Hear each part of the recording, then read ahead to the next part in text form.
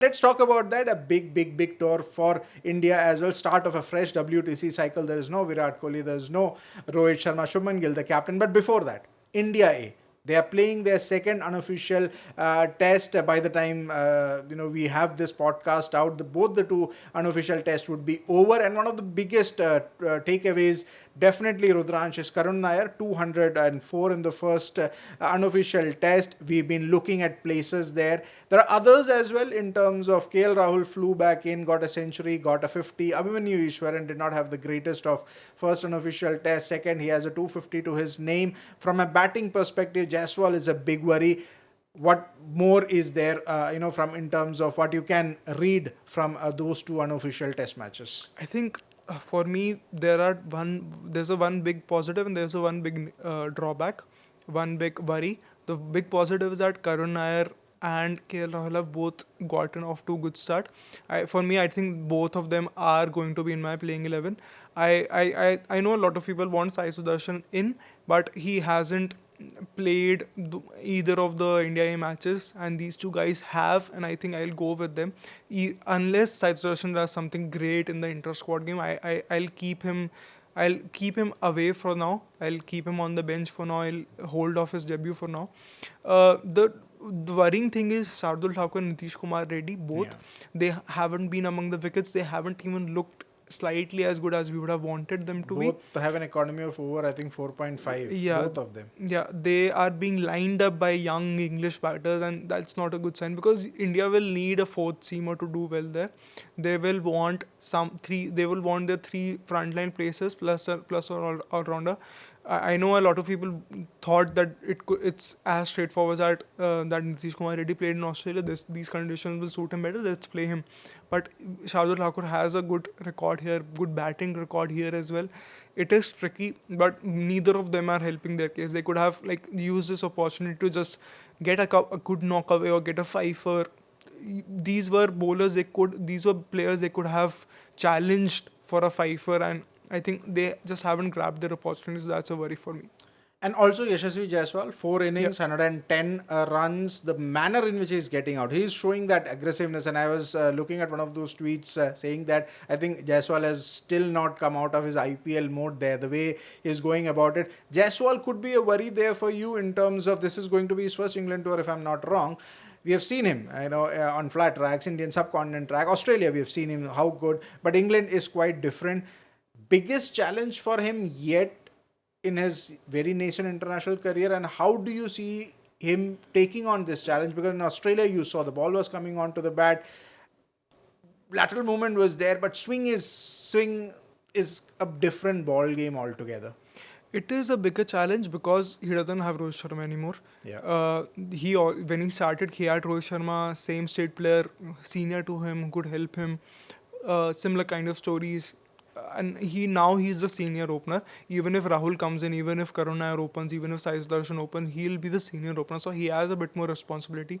These fluctuations of him going too aggressive, going too defensive, that is slightly worrying. I agree.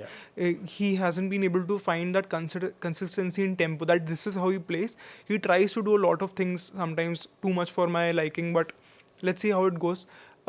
Swing. I think his batting. It's just my opinion. I think his batting is more suited to England than Australia. I think he has a technique to deal with swing more than he has a technique to deal with that bouncy seam movement. I think he will be able to do it. It's just about temperament and what is going on here. I think if his mind is at the right place, then we can see a good series from him, despite him not being in form. But if the mind is not right, which could be because there are a lot of things going on, Goa, Mumbai, where he's going, where he's not going, does he want captaincy now? What is happening? We don't know. If this is in the right place, then I think we'll see a good series. If this is not in the right place, then I'll be worried.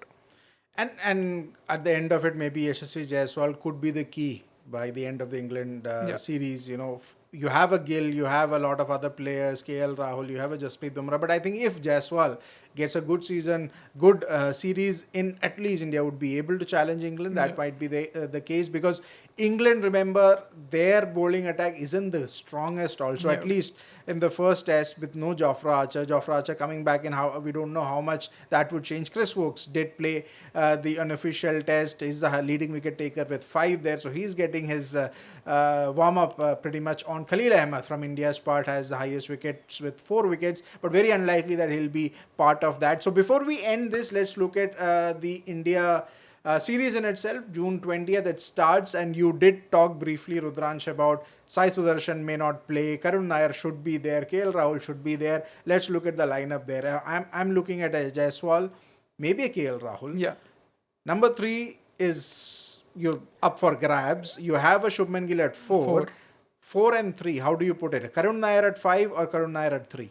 I think I'll go with Karun Nair at 3 maybe, because he has batted a lot in the top order. I don't think I won't put it past him. I think you need someone nicely experienced there at number 3. So I'll go with him at 3, and I think Shubman Gill is good enough to bat at number 4. If you want to put Sai Sudarshan, then yeah, Sai Sudarshan at 3 and Karun Nair at 5. But yeah, I'll go with Karun Nair at 3. And I'm thinking maybe somebody like a Dhruv Jurel at number 5. That's what I'm thinking, exactly. Because he also had a good 3 consecutive 50s. 3 consecutive 50s, 200 plus runs in the 2 unofficial tests. So Dhruv Jurel could be that wild pick where you could see number 5. You need somebody who gives you solidity there. Maybe Sai Sudarshan could miss out. The bowling pretty much sorted in the sense whenever your first choice players come back in a Jasprit Bumrah, in a Mohammad Siraj, no Mohammad Shami. So who are you looking at that first change bowler and maybe that 4th or 5th bowling options? I think Prasidh Krishna is the most obvious choice for the third pacer. He played in Australia and he was your third seamer there. I don't trust Harshit Rana to be the third seamer here, because we have seen he hasn't done quite well in India. Prasidh Krishna is coming off an excellent IPL season and he'll be rearing to put up a good performance. I think we are going to see, from whatever reports, it's my prediction, but whatever reports come from the India intra-squad game, I think we'll see Prasidh Krishna would have picked like 3 or 4 wickets, and he'll straight away be the third seamer. So yeah, it'll be interesting to see how that pans out. June 20th is the date. We will see the Indian team, a young Indian team with the Rohit Sharma, Virat Kohli era gone. Thank you, Rudransh.